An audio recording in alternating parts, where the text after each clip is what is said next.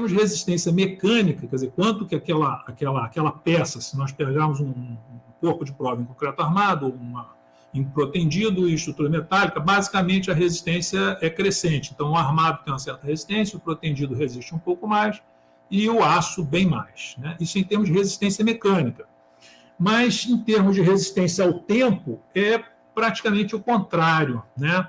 O aço resiste menos do que o concreto armado e protendido. O protendido é o que resistia melhor. O armado está intermediário, resiste um pouco menos porque ele tem fissura, né? Então, isso em relação ao material, né? E tem mais dois aspectos, um dependendo assim do sistema estrutural, que é o que a gente chama assim, observando as estruturas de ponte. A gente tem basicamente hoje, a gente pode separar em 4 sistemas estruturais. Pode ser mais detalhado, mas de maneira simplificada seriam 4.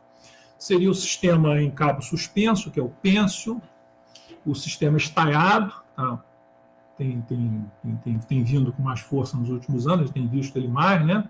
As vigas e os arcos, a estrutura em arco, né? Então, essas estruturas, nessa ordem que eu falei, a pênsil, a estaiada, a viga e o arco, elas são, assim, vão ganhando robustez, vão ficando mais robustas. Então, a mais delgada, a mais vamos dizer, flexível, delgada, quer dizer, menos robusta, seria a pênsil. Então, ela tenderia a ser mais delicada, mais sujeita à deterioração, seria mais preocupante. Então, ela daria mais manutenção, né? Daria uma necessidade mais crítica, mais urgente de manutenção.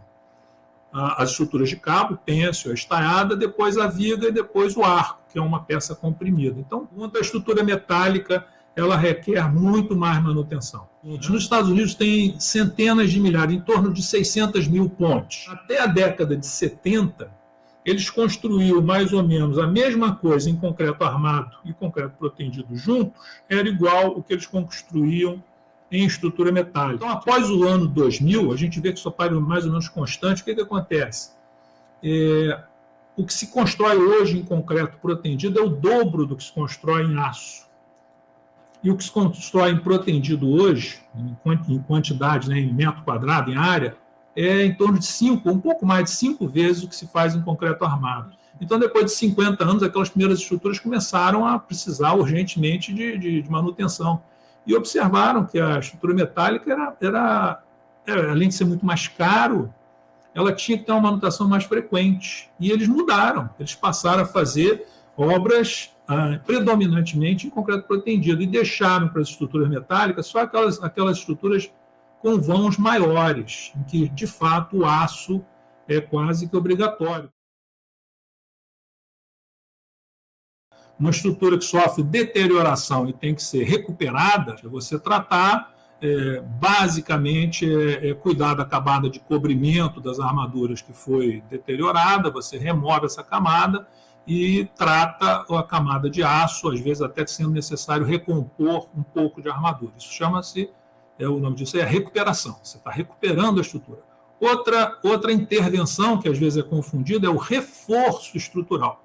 A estrutura pode estar até muito bem, pode estar sem nenhum problema de recuperação, pode estar com um aspecto bom, sem nenhum dano aparente, e ela precisa ganhar capacidade de carga.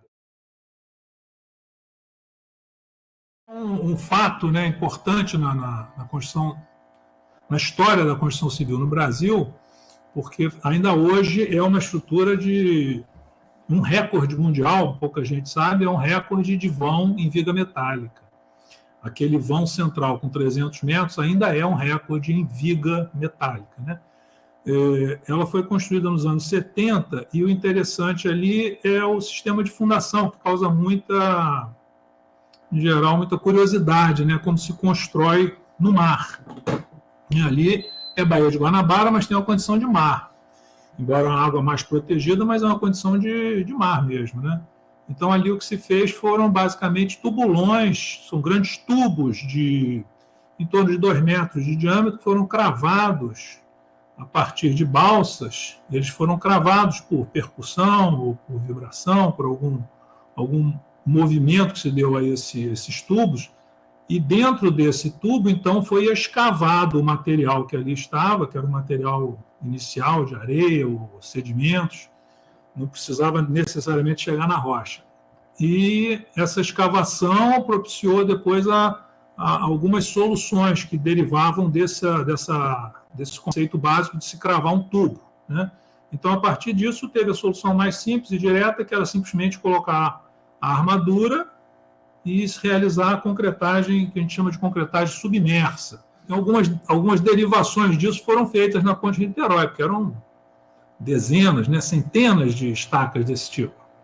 Então, uma variação foi simplesmente, por dentro dessa estaca metálica, colocar um outro tubo em concreto e fazer o que se chama tubulão a ar comprimido, com escavação manual. Seres humanos, né, pessoas cavando, mas até um limite máximo de uns 30 metros de profundidade, que é o limite do ser humano trabalhar sob pressão. E outra variação era com perfis metálicos, né? Então, cravava-se, de novo, esse tubo, escavava-se, dentro dele cravava-se perfis metálicos, como a gente vê cravando estaca, quando a gente diz aquela estaca com bate-estaca, né? Aquele processo que todo mundo conhece. Por dentro desse tubo cravavam-se essas estacas até se atingir um terreno adequado, e aí sim era armado, colocava-se armadura e concretagem submerso. No vão central, que eram cargas muito maiores, foi feita uma solução um pouco especial, um pouco diferente, em que, de fato, esse primeiro tubo era um pouco diferente, um pouquinho cravado de uma maneira um pouco mais diferente, um pouco mais especial, e dentro dele entrava-se uma ferramenta para romper a rocha. Então, ele entrava na rocha e foram ali as fundações mais profundas, com dezenas, da ordem de 50 metros de profundidade, essa ordem mais ou menos de grandeza. Quantidade de pontes, eu não tenho esse número exato. Estima-se que seja da ordem de 10 mil pontes. Tá? Isso foi um número que eu consegui, inclusive com pontes, nesse número total, em torno de 10 mil, pontes em madeira, e tem muito ainda operante, inclusive em rodovias federais, né, na região norte do país. Né? Manutenção, a gente sabe que isso, como tudo no Brasil, não é alguma coisa assim muitíssimo bem feito, pode ter carências, né? Mas a vantagem que a gente vê em relação, por exemplo, como a gente citou aí o caso dos Estados Unidos, é que a gente não tem tem muito pouca, na verdade, né, obras em estrutura metálica. Né? Eventualmente usa-se, mais recentemente, depois da guerra, né, começou a ter a industrialização, a siderúrgica, e viga, o que a gente chama de solução em viga mista. Ela tem uma região em concreto e uma parte em aço. Basicamente, o aço está ali na parte inferior, sendo tracionado, e o concreto como mesa de compressão. E isso é mais ou menos o que a gente tem de estrutura metálica. Fora um caso ou outro, como a gente citou, a Ponte Rio-Niterói, né, que está naquela parte central toda, 850, mais ou menos, 850 metros de viga metálica. Então, isso é a nossa sorte, porque as estruturas são, a maioria em concreto armado, uma outra parte em concreto protendido, e elas são mais robustas. O concreto armado é bem robusto, né, comparado com a estrutura metálica. As ideias de se fazer estrutura estaiada ou estrutura com cabos, né, tinha uma limitação, porque não existiam os cabos de aço. Você recorrer a fibras naturais, cordas, né, não funcionava. Então, eventualmente, corrente ou barras de aço. Isso foi usado. Mas a estrutura estaiada, mesmo como a gente vê hoje, ela começou mais ou menos depois da guerra. Considera-se que as primeiras pontes estaiadas da época moderna começaram em 1950, 55, eu acho. Né? As estruturas estaiadas, às vezes, são confundidas com as estruturas em cabo suspenso, que é a estrutura pênsil. A pênsil é aquela que tem um exemplo que todos conhecem, que é a Golden Gate, na Califórnia, em São Francisco. É um cabo com aspecto assim, parabólico, né, que é suspenso, e aquele cabo ele recebe uns cabinhos menores, assim, de menor importância, verticais, que são pendurados nele. A ponte estaiada é parecida, né? Às vezes o leigo confunde, mas ela também tem aquela torre, a gente chama de pilone, né? E a partir do alto ou do meio do pilone, uns cabos retilíneos, não mais curvos, são vários cabos retilíneos, que ligam direto o pilone com a superestrutura, com a viga suspensa. né?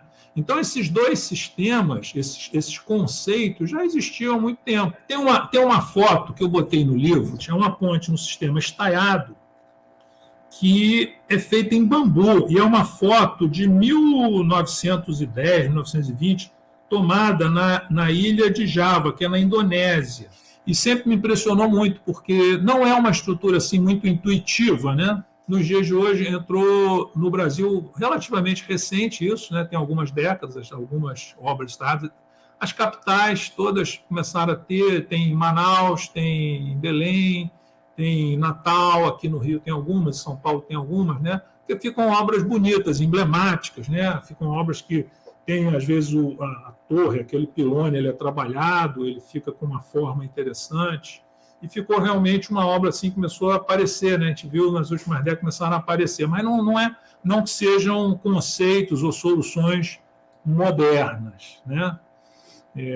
São coisas que a ideia já existia, mas para realmente construir e dominar isso demorou algum tempo, né? O projeto é bastante assim, é complexo, porque é uma estrutura delgada, assim como a ponte pênsil, né? Tem problemas de vibração, problemas de estrutura mais delgada, que são mais complicados, não linearidades, o cálculo realmente é mais complexo, né?